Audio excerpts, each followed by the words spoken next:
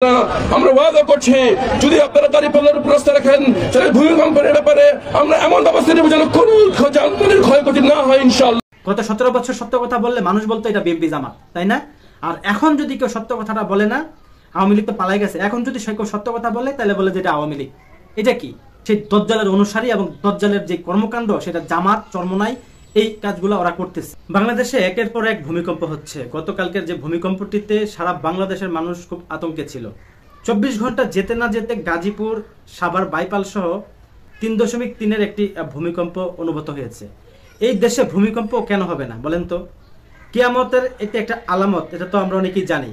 আর আমার দেশে এত বড় ভূমিকম্প তো তখনই হবে যখন কিনা আল্লাহকে চ্যালেঞ্জ করে, যে আল্লাহর কাছে জান্নাত জাহান্নাম দুইটাই আল্লাহর হাতে।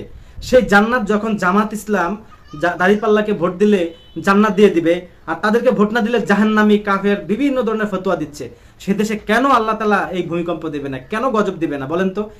আপনারা জানেন যে কিয়ামতের আগে যে ফিতনা সৃষ্টি হবে, সেই ফিতনাবাজরাই এই ফিতনাবাজ, এই জামাত ইসলামরাই হচ্ছে কিয়ামতের আগের যে ফিতনাবাজ, যে দজ্জালের আবির্ভাব হবে, সেই দজ্জালই হচ্ছে জামাত ইসলাম। কারণ তারা ইতিমধ্যে দজ্জালের যেই বৈশিষ্ট্য থাকবে তার মধ্যে বেশ কিছু দেখিয়ে দিয়েছে।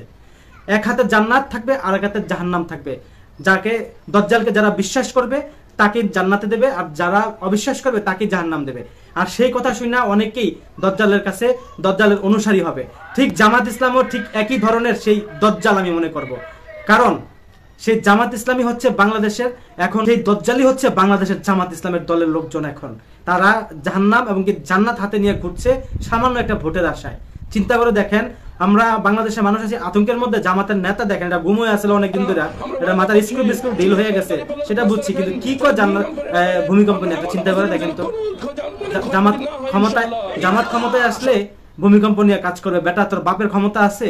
হ্যাঁ, তো গতকালকে যে ভূমিকম্প হয়েছে তুই নিজে কই আসছিলি? কালকে মনে হয়তো দৌড়ে পালাইছিস, আল্লাহরে ডাকছিলি। ও তখন মনে হয় নাই যে আসলে ভূমিকম্প এটা আল্লাহ তাআলার একটা সৃষ্টি এবং আল্লাহ তাআলার একটা গজব এটা? তোরা যেই পরিমাণ জামাত ইসলাম বাংলাদেশের ইসলামের বিরুদ্ধে কাজ করছিস, এদেশে তো ভূমিকম্প হওয়াটাই স্বাভাবিক।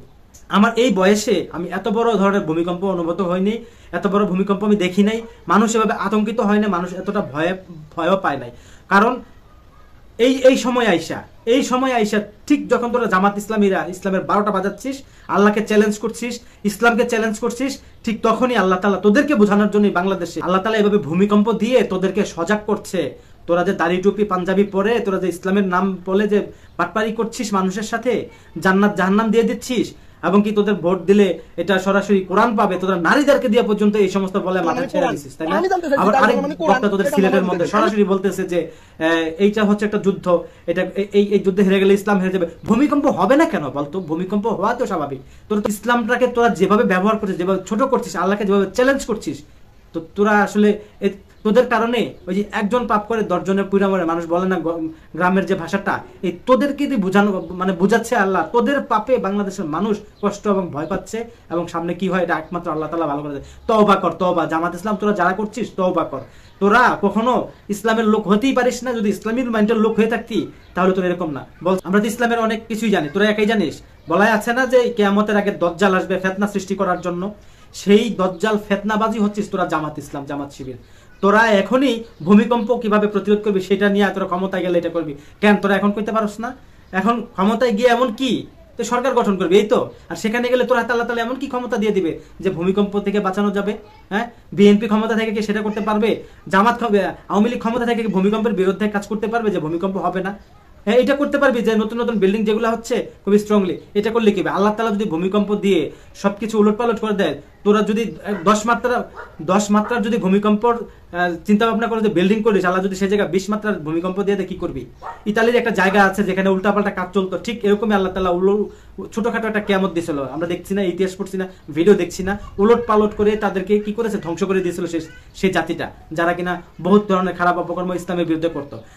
আমরা জানি ইসলামের কথা, আমরা ইসলামের অনেক কিছুই জানি। কিয়ামতের সময় জাহান্নামের সারিতে প্রথমেই মোল্লারা থাকবে, আবার জান্নাতে যাওয়ার প্রথম সারিতেই এই মোল্লারাই থাকবে, হুজুররাই থাকবে। আর জাহান্নামের যে সারিতে থাকবে তারা কারা ইতিমধ্যে কিন্তু আমরা বাংলাদেশের মানুষ দেখতেছি। তোরা এখনই দাড়িপাল্লারে কোরআন বানাই দিচ্ছিস, তাই না? যে তোরা কোরআন বইলা, এবং অনেকে বুক পকেটের মধ্যে ছোট কোরআন শিব রেখে রাস্তা জালে তালে ধরে যে দাঁড়িপাল্লা ভোট দিবা, বুকে হাত দিয়ে বলো, এই বুকের ভিতর পকেটের মধ্যে ছিল তোদের কোরআন শরীফ।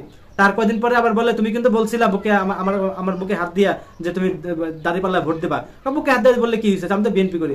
তখন বলছে এই হারামদাদারা যে বুক পকেটে কোরআন শরীফ ছিল। এরকম ভিডিও দেখছেন না আপনারা? ভাইরাল হয়েছেন, আমিও দেখছি।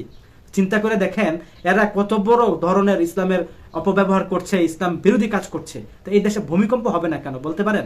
ভূমিকম্প দিয়ে আল্লাহ তাআলা এই জামাতকে শিক্ষা দিচ্ছে, শিবিরকে শিক্ষা দিচ্ছে। আর আওয়ামী লীগের অনেক খারাপ, অনেক খারাপ, যা আমি শেষ করতে পারবো না খারাপের দিক দিয়ে। তোদের মতো ধর্ম ব্যবসা করে নাই, তোদের মতো এইভাবে আর জান্নাত জাহান্নাম বিক্রি করে নাই।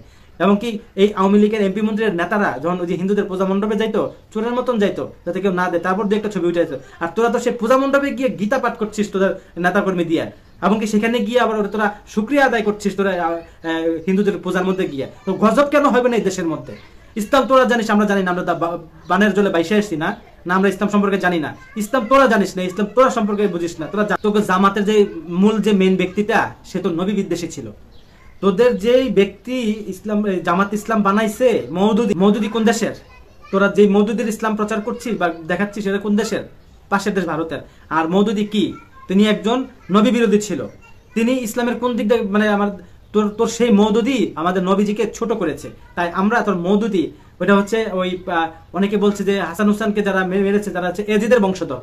আমরা খবর পেয়েছি, জানতে পেরেছি অনেক ভিডিও দেখে, তোরা সেই এজিদের বংশ। সামাজিক যোগাযোগ মাধ্যমে তথ্য পাওয়া যায় তোদের মওদুদি ছিল এজিদের বংশধর, যে কিনা আমাদের হযরত মুহাম্মদ সাল্লাল্লাহু আলাইহি সাল্লামের নাতিপুতিদেরকে দুনিয়া থেকে শেষ করেছে। সেই বংশের এজিদের বংশেরই একটা পিস ইন্ডিয়াতে আছে, সে হচ্ছে মওদুদি। যে মওদুদি কিনা নবী বিদ্বেষী, সেই কথা মানুষের সোশ্যাল মিডিয়ার যে ভিডিওর যে মানে ইসলামিক স্কলার যারা অনেকেই কথা বলে, সেই কথার সাথে কিন্তু মিলে যায়। আর সে তার বইয়ের মধ্যে সরাসরি আমাদের নবীকে ছোট করেছে, নবীকে অপমান করেছে, সেটা কিন্তু ইসলামিক স্কলাররা বলে। তাই আমরা তোদের মওদুদির ইসলামকে আমরা বিশ্বাস করি না, তোদের মওদুদির ইসলাম আমাদের বাংলাদেশে চলবে না। আমরা মুসলিম। নূর ইসলাম যেমন ইসলাম না, এটা একটা ব্যক্তির নাম, জামাত ইসলামও একটা ভণ্ড প্রতারকদের দলের নাম, এটা কোনো ইসলাম না। তোদের ইসলাম যদি সঠিক ইসলাম হতো, 18 কোটি মানুষ যদি নামাজ পড়ে, সেই নামাজের সওয়াব একটা জামাত ইসলামের একটা ভোট দিলে সেই সওয়াব পাবে। বলছে না তোদের আমির হামজা বক্তা? তাহলে এই দেশে ভূমিকম্প কেন হবে না? যদি 18 কোটি মানুষ নামাজ পড়ে, তোদেরকে ভোট দিলে সেই ভোট পাস। যদি তোদেরকে ভোট দিলে জান্নাতে যায়, তোদের ভোট দিলে যদি ইসলাম পায়, আবার আরেকজন আছে জর্দা পীর, যে তাদেরকে হাত পাকাকে ভোট দিলে নবী পাবে ভোট। তো এই দেশের মধ্যে ইসলামের কি আছে? তোরা সেই ফেতনা সৃষ্টিকারী, কিয়ামতের আগে যে ফেতনা সৃষ্টি করে যে দজ্জাল, সেই দজ্জালের অনুসারী এবং দজ্জালের যে কর্মকাণ্ড, সেটা জামাত চরমনাই এই কাজগুলো ওরা করতেছে। এই জন্য বাংলাদেশে এত ভূমিকম্প হচ্ছে, আগে কখনো হয় নাই, আগে কখনো এরকম ইসলামের বিরুদ্ধে কথা বলে নাই। অনেক বড় বড় আলেমরা বলতেছে না যে কাদিয়ানিদের চাইতে সব মানে খুব ভয়ঙ্কর হচ্ছে জামাত ইসলাম। কথাগুলো কিন্তু এখন বাস্তবে মিলতেছে। তখন মনে করতাম এই ব্যক্তি কি বলে উল্টাপাল্টা, এখন তো দেখতেছি। কারণ তোরা ইসলামটাকে এত ছোট করে ফেলছিস, ইসলামটাকে নিয়ে এরকম করছিস, কথায় কথায় তোদের বিরুদ্ধে কথা বললে তোরা তাদেরকে ইসলামের শত্রু বানায় দেস। একটা সময় সত্য কথা বললে আওয়ামী লীগ জামাত বলে ত্যাগ দিত আওয়ামী লীগের লোকেরা। গত 17 বছর সত্য কথা বললে মানুষ বলতো এটা বিএনপি জামাত, তাই না? আর এখন যদি কেউ সত্য কথাটা বলে না, আওয়ামী লীগ তো পালাই গেছে, এখন যদি কেউ সত্য কথা বলে তাহলে বলে যে এটা আওয়ামী লীগ। এটা কি? এটা কারা বলছে? এটা জামাত চরমনাই এনসিপি বলতেছে।